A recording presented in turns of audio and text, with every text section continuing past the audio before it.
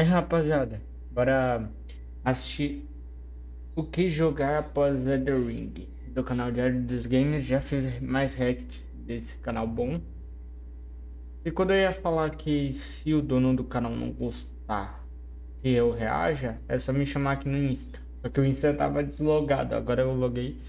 Então quem quiser me seguir ou mandar mensagem, nós tá aí, tá ligado? De sucesso da famosa série Souls. E isso vem por meio de Souls é um jogão, mano. Só que eu queria ter jogado, tá ligado? diversos fatores, sobretudo a confiança que os desenvolvedores tiverem em alterar a forma que já era um sucesso garantido.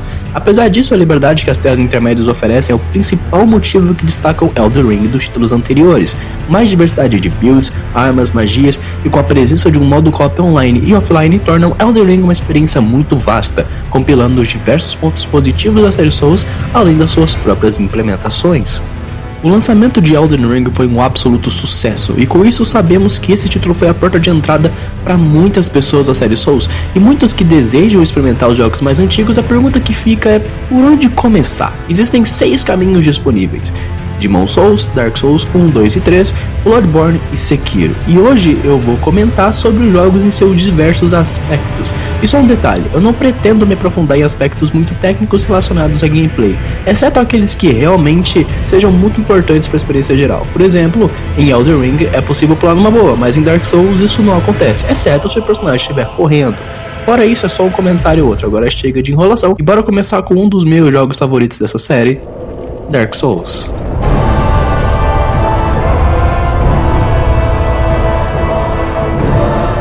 A principal diferença entre os jogos mais antigos e os modernos é a exploração. Um aspecto muito importante que, diferente das terras intermédias que permitem muito mais exploração Tamanho desse mapa, cara. logo no início, em Lordran a proporção dessa liberdade é muito menor, já que estamos lidando com um jogo de escopo também menor. Apesar disso, muitas áreas podem ser acessadas relativamente cedo, mas a progressão em função da exploração é muito menor.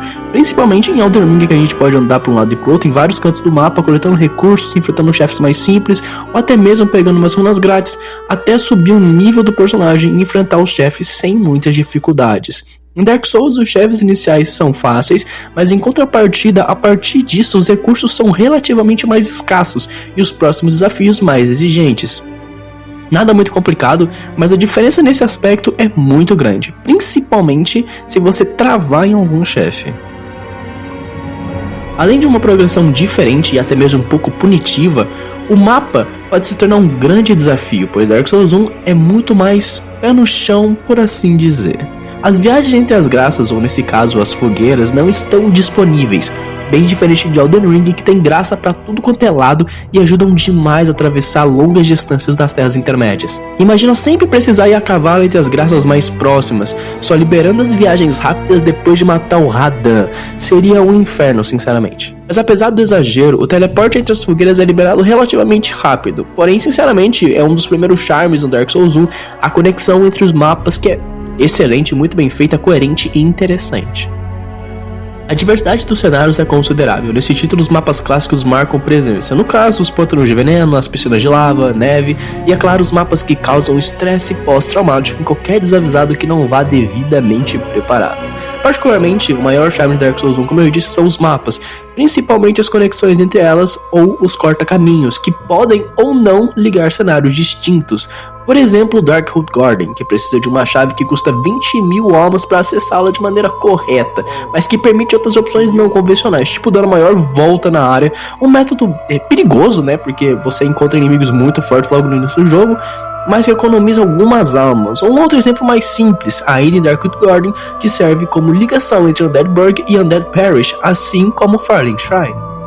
E um dos aspectos mais interessantes de Elden Ring são as builds, que em Dark Souls não ficam muito para trás. Nada parecido com o título mais recente, que além das várias possibilidades de builds que o jogo permite, também dispõe de ferramentas de combate, como as invocações e os itens de craft, que não estão presentes em Lordran. Mas de volta às builds, os paladinos, Full Strength, Quality Build, Sangramento, dentre outras, estão disponíveis. Porém, eu adianto que em comparação ao Elden Ring não é lá grande coisa. Contudo, ainda proporcionam variedade. Outra coisa muito boa em Elden Ring são os chefes pra lá de extravagantes dizer, muito efeito gráfico, é muito bonito.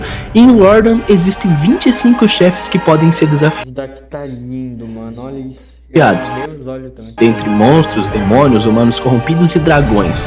A maioria é ok, com algumas figurinhas repetidas, mas todos têm a própria especialidade. E pessoalmente eu gosto bastante do Great Grey Wolf Sith e o Artorias.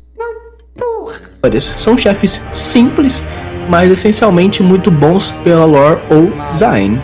Considerando que a experiência base é relativamente curta, Dark Souls 1 contém uma expansão chamada Artorias of the Abyss, que introduz novos personagens, um novo mapa conhecido como Olacil, magia, chefes, etc.